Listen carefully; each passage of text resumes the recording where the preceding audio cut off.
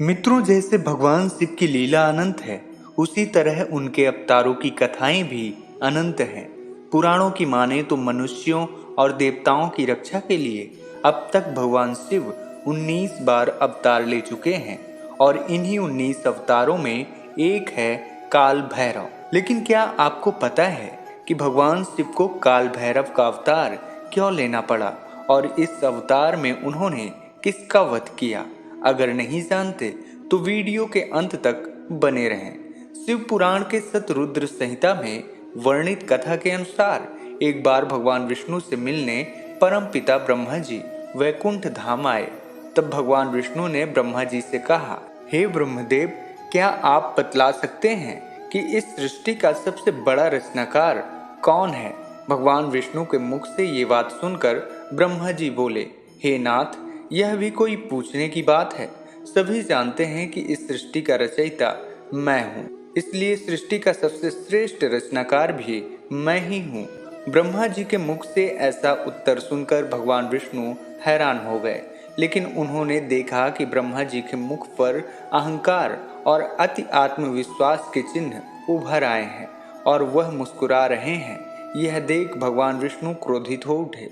फिर क्रोध में ही भगवान विष्णु ने ब्रह्मा जी से कहा, हे ब्रह्म, मेरे होते हुए तुम इस सृष्टि के सबसे श्रेष्ठ रचनाकार कैसे हो सकते हो? और फिर कुछ क्षण दोनों में बहस हुई और भगवान विष्णु और ब्रह्मा जी एक दूसरे को ही श्रेष्ठ बताते रहे। देखते ही देखते बहस विवाद के रूप में परिवर्तित हो गई।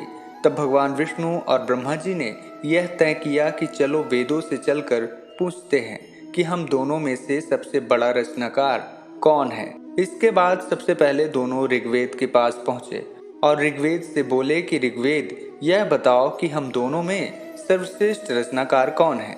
ऋग्वेद यह बात सुनकर मुस्कुरा उठे और बोले, हे नारायण, ना ही आप सर्वश्रेष्ठ रचनाकार हैं और ना ही परमपिता ब्रह्मा ही। यदि कोई सर्वश्रेष्ठ रचनाकार है तो वो है भगवान सदाशिव। वो ही सर्वशक्तिमान है और इस सृष्टि के संपूर्ण जीव जंतु उन्हीं में समाहित हैं। ऋग्वेद के मुख से ये बात सुनकर भगवान नारायण और ब्रह्मा जी यजुर्वेद के पास पहुंचे और वही प्रश्न किए जो उन्होंने ऋग्वेद से पूछा था। तब यजुर्वेद ने उत्तर दिया, हे नारायण, हे ब्रह्मदेव, यज्ञों के द्वारा हम जिसे पूछते हैं वही सर्वश्रेष्ठ है और वो भगवान सदाशिव के अलावा और कोई नहीं हो सकता। ऋग्वेद के जवाब से भी भगवान विष्णु और ब्रह्मदेव संतुष्ट नहीं हुए और फिर वे दोनों सामवेद के पास पहुंचे और उनसे भी यही प्रश्न किए।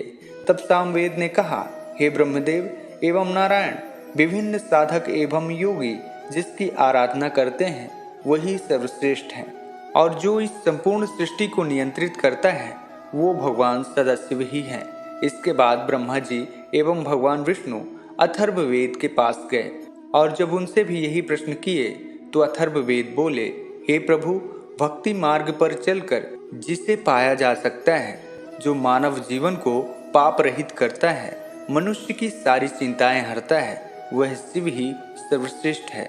चारों वेदों के द्वारा भगवान शिव को ही सर्वश्रेष्ठ बताए जाने के बाद भी ब्रह्मदेव का अहंकार शांत नहीं हुआ और वे उनके जवाबों पर जोर जोर से हंसने लगे।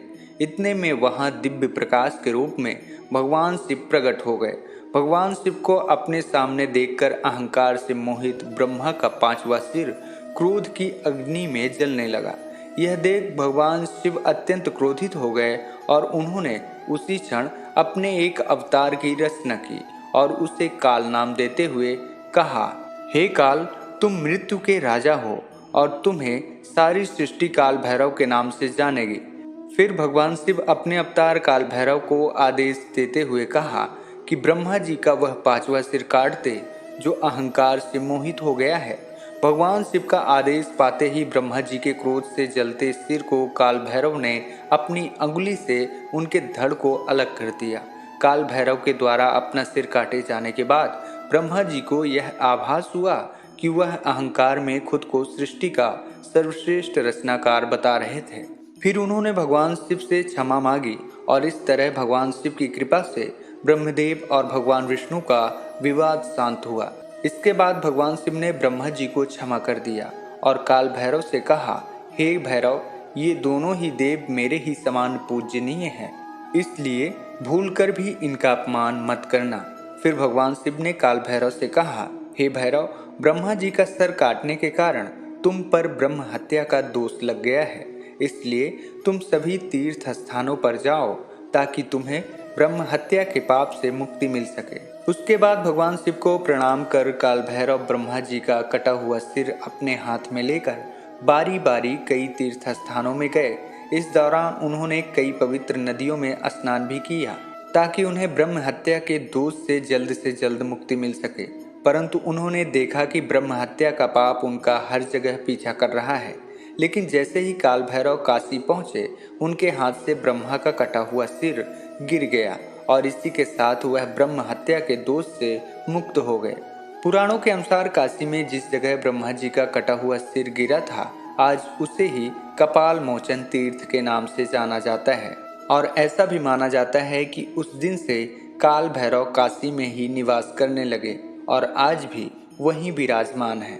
इसलिए ऐसा माना जाता है कि जो भी व्यक्ति काशी यात्रा के लिए जाता है या वहां रहता है तो उसे कपाल मोचन तीर्थ अवश्य जाना चाहिए।